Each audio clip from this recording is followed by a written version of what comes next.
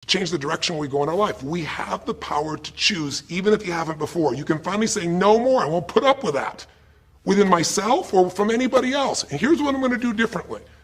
That's where the breakthroughs really start to happen. Now the question is, why do some people stand their ground and make something change versus other people just kind of accept things? Why do some people make bold decisions and other people make decisions that are based on trying to hang on to what they've got? Well, that's a more complex question to answer than we might have in a few minutes in this one session, but it is one that I've spent my life studying, because when you can change your decisions, you can change your life. When you can change the force that controls your decisions, you can change anything in your life. At some level, we have certain beliefs and values. But if I was going to make it simple, I'd say there's two things that determine your choices.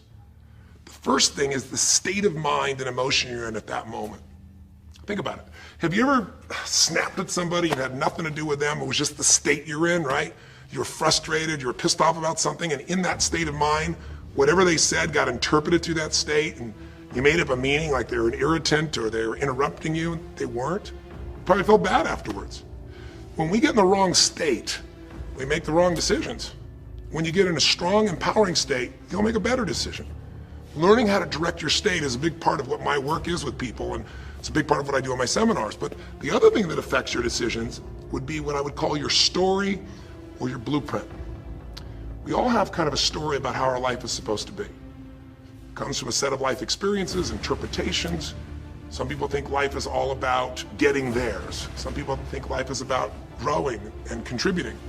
Some people think life is about making judgments. Some people think life is about saving other people's lives.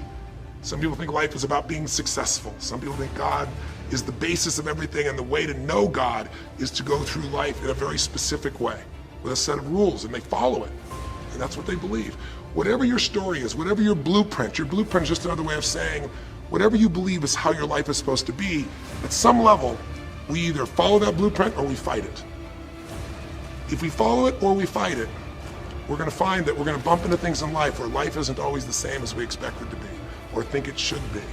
And that's where we start to experience stress. So in this session of Breakthrough, when you watch this story and you saw Melissa, you saw the conflict between what you desired most and what you feared most. I really believe life is the dance between what you desire most and fear most. That's where you find where we live our life. The dance between what you want most and what you fear most. That's where all that energy is in life. So what does she want? She wants to be famous. She wants to be able to sing and have everyone hear her voice and be able to touch everyone. She wants to contribute. She wants to share her gift. And she definitely wants to be famous and successful. She needs to be closer to her children. And one of the big challenges in life is oftentimes what we want and what we need are two different things. She has 5 boys. They're all extremely young, as I'm sure you saw. And she has a husband. And while they're all supportive of her going on this journey, somewhere along the line, she lost that connection to what was most important. Now, is she a bad person to make bad decisions? No, good people make bad decisions when they get in lousy states, when our ego gets involved, or when we start believing our story. And here was the story she had. Being a mom's important, but the bigger gift God gave me is my singing voice.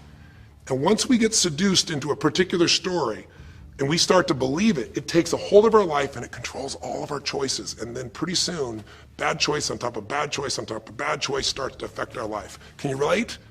How many times you've made some choices that you wish like hell you would have made a different decision back then, or that no one ever knows the stupid decisions you made? I know I can relate to that. So what I want to talk to you about today for this brief little session is how to break through a crisis. Crises happen, whatever type of crises you go through in your life, and I know you've had many, when we make some choices unconsciously and we get consequences. And we make them unconsciously because we're trying to get what we want. We don't really know what we value most. We don't know what we need. And we find ourselves waking up one day and going, why is my life this way? It's kind of like life is always calling to us to constantly grow and improve. You know, if you're going to look at what's going to make life work, it's really simple. What makes people happy is progress. We're happy when we're progressing. If you're overweight, but you leave today and you say, you know what, this breakthrough thing, what I got out of today for me more than anything else is, I've been stuck waiting for some magical diet, some magical exercise plan, some magical time in the future when we have more time. There is no more time. I don't need to wait for that. I'm just gonna make a decision today to get started. I don't need to go out there and go interview 20 trainers and get online. I don't need somebody to give me a perfect plan. I need just to pick up my shoes and start walking. I need to just get somebody behind me who just goes, run! I don't need to wait for perfection. I'm gonna do something right now. I choose to get fit, I choose to walk, I choose to run, I choose to go join a club. I'm doing it now. A breakthrough happens the moment you make a new choice. And you don't have to wait. You can just get yourself in a new state. Maybe this tape will get you doing, or you just have to have a new thought that says, you know what? I made choices in the past. I'm overweight because I chose to eat this and this. I'm not gonna eat it anymore. I'm changing now. You can change your whole life real fast with just a few choices. But if you don't make the right choices, eventually you're gonna face a crisis. Crisis is when you made so many poor choices that sooner or later life shows up, and instead of asking gently for you to change and improve, to grow, to make progress, to be happy, life, when it's a crisis, now demands change. It isn't asking anymore. We borrowed money as a society and we overspent and we talked about changing and we knew we had to change, and now a crisis happens and guess what? Nobody has a choice. The game has changed. And what crisis does is it melts us down.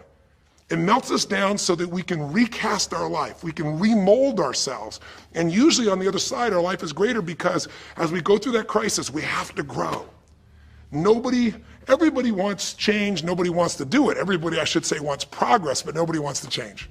Everybody wants their life better, but nobody wants to do the push-ups, the running, have the economic or emotional discipline to make it happen. But if you're watching this right now and you're still with me, some part of you wants more. And I'm saying to you, choose it. And the way you're gonna choose it is really simple.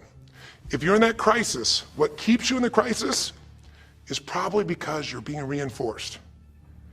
Most people, they overeat, or they smoke, or they drink, or they yell at people. They keep doing it because they're rewarded. Whatever gets rewarded gets reinforced. Whatever habit or behavior is reinforced becomes a habit, and then pretty soon, do it long enough, it becomes part of your personality, and pretty soon you think it's who you are, and you just keep living that way. I mean, it's easy to see this in other people, right? It's easy to see how messed up they are and how easy they could if they just make some new choices.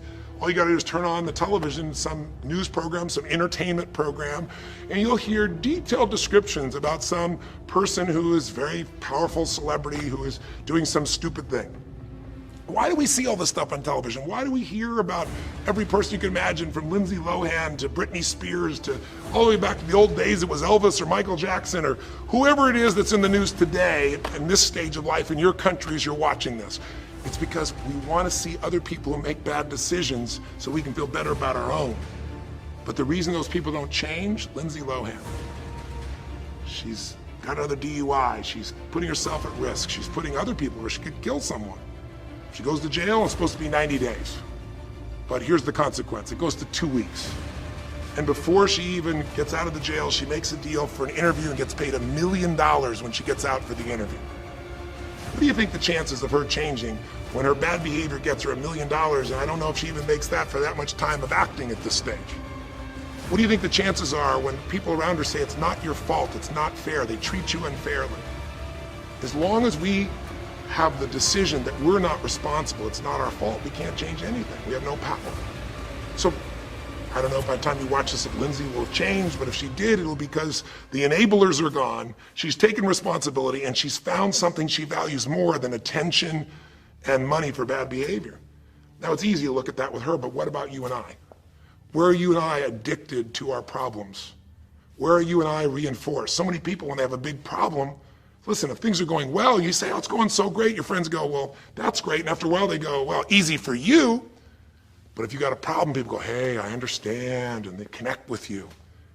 Where do we get addicted to our problems? If you want to make a new choice, if you want to make a new decision today, if you want to have a breakthrough in some area of your life, you got to give up the story that it's not your fault, and you got to give up the attention and the love and the connection and the commiserating that comes with it with other human beings.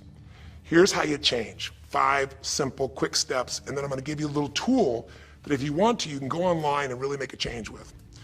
If you're going to change your life, step 1, I don't care if something has happened to you, Somebody has spilled oil all over where you fish. It's horrific.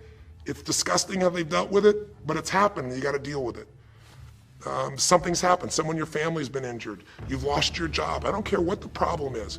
If you're in a crisis, step number one, see it as it is, but don't see it worse than it is. Now, what do I mean by that? I don't mean be Mr. or Miss Positive Thinking. By now, if you spend any time with me, you know I'm not about that. I'm not here to tell you, go to that garden and chant, there's no weeds, there's no weeds, there's no weeds. Doing affirmations is not going to change your life. You got to go see where the weeds are and pull them out. My point is simple. You got to see what the problem is, but you can't make it so horrific that you just give up. Today, this is the first generation in almost 100 years of Americans who now believe, the majority of Americans now believe, that the quality of life for themselves and their kids in the future is going to be worse than the past. They have, in other words, nothing to look forward to. 63% of the US as of today. Wow. When you start thinking there is no future, you go into what we call learned helplessness, a place where you just kind of give up. And if you get to that place of giving up, then you have no power over your life. That's when people get depressed. That's when people do crazy, stupid things. That's when people want to turn to drugs or alcohol or sometimes suicide or just total frustration and anger, and their life starts to do the opposite of a breakthrough. It becomes completely stuck and in pain or in ongoing suffering. If you and I are going to break out of that, we got to see it as it is. We're not here to be positive thinking people. You got to see what's really going on. But if you're overweight, you can't say to yourself, well, I'm big boned. That's not why you're overweight. You're overweight because you don't work out, you eat certain things, you eat Cheetos all day long, watching TV. I don't know what it is you do, but I know it's not just because you're big boned. You don't want to make it so it's outside your control or you can't change it. So see it as it is, but don't see it worse than it is so that you have no reason to try. Does that make sense?